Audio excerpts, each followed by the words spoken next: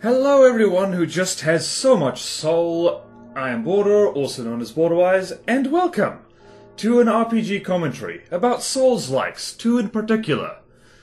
So the Souls-like is essentially a genre of its own now, defined loosely as RPGs with difficult gameplay, checkpoint locations, significant penalties for dying, and an emphasis on skill over leveling up your character, although that does factor in as well. This might be controversial, but my favourite Souls-like is not any entry in the Dark Souls series, the series which gave the subgenre its name. It's Remnant and Remnant 2, the latter of which I'm currently playing through and having a great time while doing so. That being said, I will admit that the Dark Souls games do seem to be better crafted games in a number of ways, although not in every sense, and maybe not Dark Souls 2 from what I've heard. I've also really only played Dark Souls 3, so do bear that in mind. So, I wanted to compare the two series, one a classic line that spawned an entire genre, and its younger, gunplay-focused imitator, and see in broad terms what they do well and not so well. Starting off, combat and controls. Remnant has much better controls than the Souls series in general, although I have to admit that I am biased, because I'm a lifelong PC gamer, used to a keyboard and mouse, whereas the entire Souls series is designed with using a controller in mind. I actually went back after recording the footage for this video to see if I found Dark Souls any easier if I played with a controller. The answer is no. The game's UI and layout match the controller's sticks and buttons much better, but it doesn't change the fact that my thumbs are the least dexterous part of my hands, and controlling character movement and the camera with them feels like a massive handicap to me. With that disclaimer out of the way, I would also venture to say that Remnant, simply because it's a third-person shooter, has more intuitive combat than the somewhat clunky melee combat that Dark Souls offers. The basics are simple. Shoot the bad guys in the spots that hurt them the most, which is usually the head, or brightly and obviously glowing. Easy in theory, much harder in practice if you lose control of the situation. You'll really only start fumbling with the buttons in Remnant when using items, and even so, it is a numbered hotbar rather than the carousel of confusion that Dark Souls uses for equipment, items, and spells. Stamina is reserved for dodging and sprinting, there's no blocking or parrying, and praise be to Gunfire Games for having your basic melee attacks not use stamina, which means you can use them in a tight corner when you really genuinely need them the most. I love that. As an aside, and for the record, I generally hate stamina-based combat because I think it takes your focus off the enemy you're fighting and forces you to be aware of an arbitrary little bar off somewhere on the screen for you to do the most basic of attacks. So, hard take number one, that's not necessary. There are plenty of games with great combative gameplay which do not do it. They don't need a stamina bar for your most basic offensive abilities. On a similar note, camera lock-on is a feature that I absolutely detest. I understand why it's done. It's so that the player can focus on a single enemy, especially a boss, without having to manually shift the camera around, which is not as easily done with a controller stick as it is with a mouse. But, hard take number two, locking on with the camera just does not replace having a decent camera that the player has fine control over. If a game has lock-on, I can't help but feel every time that it's because the devs didn't want to put the time and effort into making the camera controls more responsive. This might be an unfair stance to take, but the fact that games like Dragon's Dogma, which, by the way, is also optimized for controller use, don't use manual lock-on at all is proof enough that if time and effort is put in, lock-on controls are completely unnecessary. The one thing that Dark Souls absolutely does do better than Remnant is the boss fights. Dark Souls is generally all about the bosses, and when a boss theme starts playing, it really does feel like the stakes are high, and you are a knight or an adventurer facing formidable and terrifying beings of legend. Remnant, unfortunately, has boss fights that are really obviously designed with co-op gameplay in mind, which makes gaming hermits like myself very sad indeed. The more zoomed-in shooter-style camera means that if you get surrounded at a close range, it's way harder to tell what the hell is happening and which way you should dodge to avoid being murdered, Because how dare you not have friends watching your six, you sad basement-dwelling loser. This is aimed at myself. Not that you fare much better when surrounded in Dark Souls, but at least you might actually see what kills you. Every single boss fight I've encountered so far in both Remnant games is either annoyingly gimmicky, or, more often, has the boss spawn minions endlessly, which is one of my personal pet peeves when it comes to video games in general. Hard take number 3, infinite minion spawn boss fights are just irritating and draw attention away from the boss itself, which should be the main focus and spectacle of the boss fight. And before anyone says anything, no, I have not forgotten about Gravelord Vito from Dark Souls 1, or Rom the Vacuous Spider from Bloodborne. I believe my point still stands with them, as my impression is that they are not viewed with as much fondness or respect as other bosses in the FromSoft catalogue of games. For Remnant shooting-based gameplay, you could argue that it is necessary to spawn infinite minions, just for the sake of dropping ammunition for the player to use, but you could also just have ammo fall off the boss past certain thresholds of health.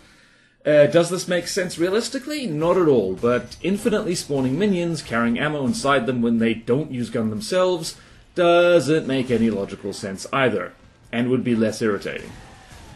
But one thing both games have in common is that they rely on invincibility frames for their dodge rolls to work, which I must begrudgingly accept, but I wish they didn't need it. It's sometimes a little bit finicky and unintuitive about when exactly you are invulnerable during the process of a dodge roll, and in fact in one particular Remnant 2 boss fight, I had real trouble with a particularly, well, let's say an explosive move that the boss used, because I didn't know how to avoid it until I realized that, oh yes, you're magically invulnerable roughly in the middle of your dodge frame.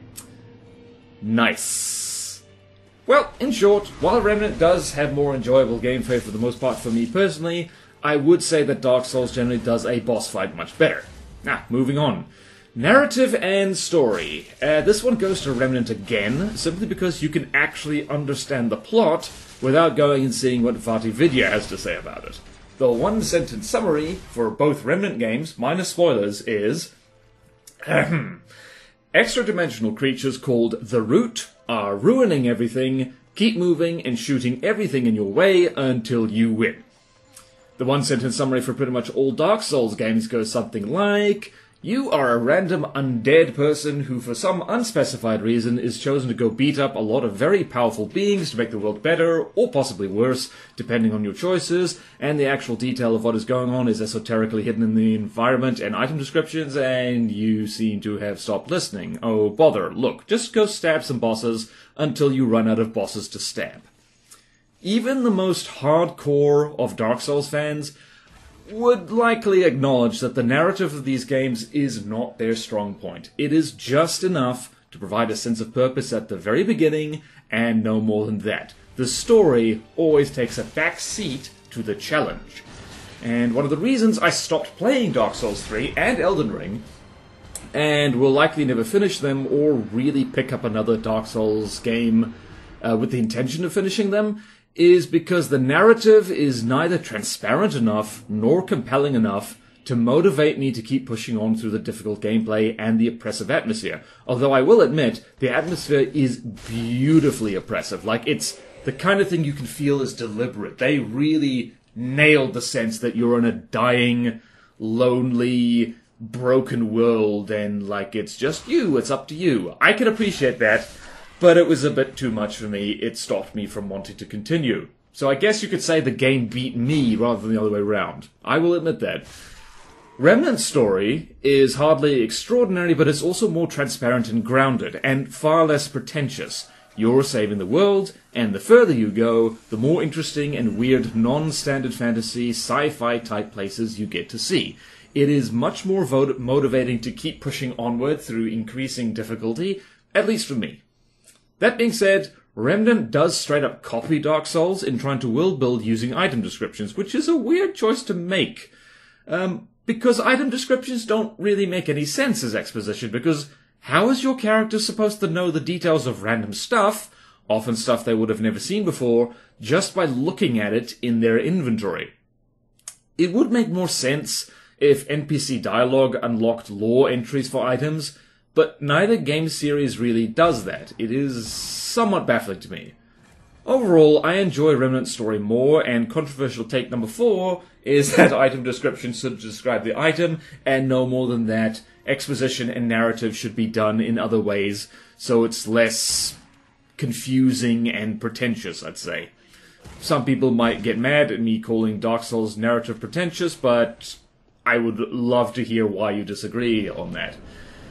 And speaking of disagreement, the final point we can discuss is accessibility. So, as mentioned before, Remnant's gameplay is far more intuitive than Dark Souls simply by virtue of being a shooter rather than a third-person melee combat game with clunky controls, which was originally inspired by and derived from The Legend of Zelda: Ocarina of Time, which was a very experimental game, and they were still trying pretty hard to get certain things right. They were figuring things out for the first time, and it shows. In addition, Remnant 2 also has actual difficulty settings you can choose, which is very nice, and something I feel that a lot of Dark Souls fans would never, ever tolerate in a Souls game out of sheer elitism, if nothing else. Not that all Souls players are elitist, but you tend to find in gaming communities the most vocal ones are the ones whose opinions are, how do you say it, least informed, I guess? And as far as I'm concerned, games just being hard for the sake of being hard are not fun, and they shouldn't be hard just to give you a misaligned sense of accomplishment. But to be fair, Dark Souls doesn't actually do that. Dark Souls is not actually hard for its own sake. That is something that people sometimes misunderstand about the series.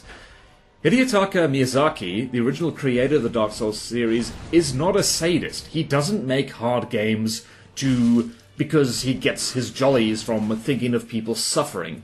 He's a masochist. He genuinely enjoys punishingly difficult games and creates them in order to share the joy he feels when playing them, which is a sentiment I greatly respect, to make what you love and to share what you love. That's actually really awesome, and it's lovely when game developers do something like that.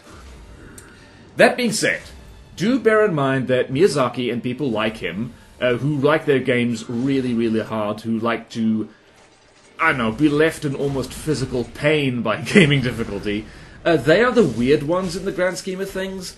Most people who play video games, I would assume, would generally favor games with at least the option of turning the difficulty down occasionally so they can finish a boss fight before they have to go to bed early, or just get through a difficult section before they have to go to work in the morning or something like that.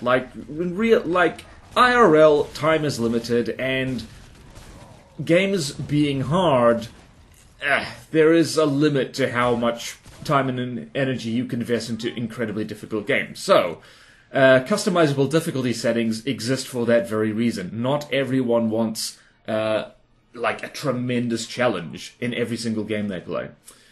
And for that reason, Remnant does get a point for recognizing that letting people choose their own level of gaming insanity is one of the better ways for them to have fun with it.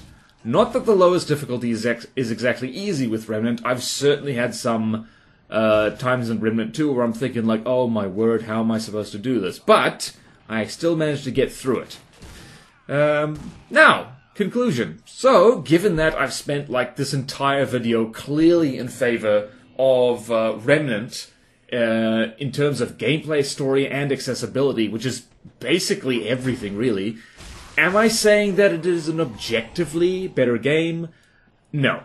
I am subjectively saying that it is the game series that I prefer for the reasons that I've previously stated.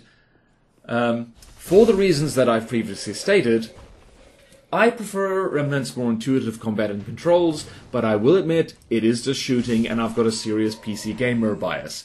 People can justifiably prefer the depth and complexity that Dark Souls combat offers, and also people who aren't allergic to controllers will have a much easier time than I ever would. And I prefer to have more than the bare minimum of narrative impetus to accompany the gameplay, but other people, really clearly, can be motivated solely by overcoming the challenges in front of them. That's pretty much everything, self-imposed challenge runs of video games, speedrunners, and just all that kind of stuff. people who couldn't give two boots about the narrative, but really do like a mechanical gameplay challenge. Like, though I am not that person, and I acknowledge that. And finally, I prefer games to be more accessible and to have options available, even if I never use them myself. But you can never quite forget about the wonderfully crazy minority of people who shoot straight for the hardest difficulty every time in every game. They don't need customizable difficulty settings. These are, like I said before, the Miyazaki breed of gamer. The ones who says, like, yeah, no, give it to me hard, give it to me rough, I need punishment, daddy, hit me. Sorry for going there. I mentioned at the start of this video that I consider the Souls series in general to be better crafted games. And there's one specific reason for that. Dark Souls is a unique gaming experience. With everything put together, there is no other game you can really compare a Dark Souls game to, except other games in the series, or other games by the same developer, like Bloodborne and Elden Ring, and like, what the hell was that thing called? Shadows Die Twice? Sekiro, that's the one. Oh, I should have looked that up before. So it's either games made by the same developer, or games which were inspired by it. The Souls-likes, in other words. No other RPG is really like the FromSoft Souls experience. Like no other. Or at least, if there is, I haven't heard of it.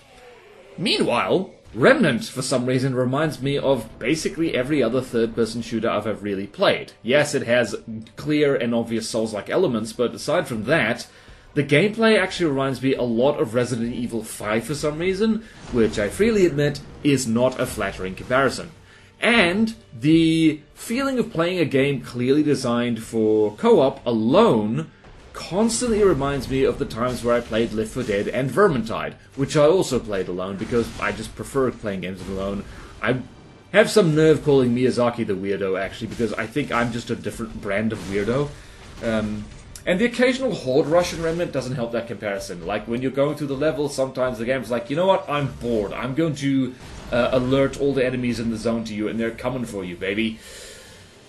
Not to say that being evocative of other games is a bad thing. It isn't. It can be a good or bad thing, depending on whether it's in the game in question is being inspired, or is just straight up ripping another game off. But making a game stand out from the crowd is a major accomplishment of literally historical note, and Dark Souls does that extremely well. Like, it is a famous game series. Even if no one's ever played it, even people who probably haven't, who don't play video games regularly, they probably would have heard the term Dark Souls before, or Souls-like. So, both game series are excellent in their own ways, and even though I do prefer Remnant, I do hope that future games of a Souls-like nature copy the best from both worlds, so fans of both of them can get maximum Soulsy goodness for the foreseeable future. So, thank you all for indulging in this, I guess, opinionated, but hopefully informed opinionated rant or discussion, commentary. That's what this is, it's a commentary. So thank you all so much for watching. Please like and comment, subscribe if you want to, and I will see you next time in another RPG commentary. Farewell.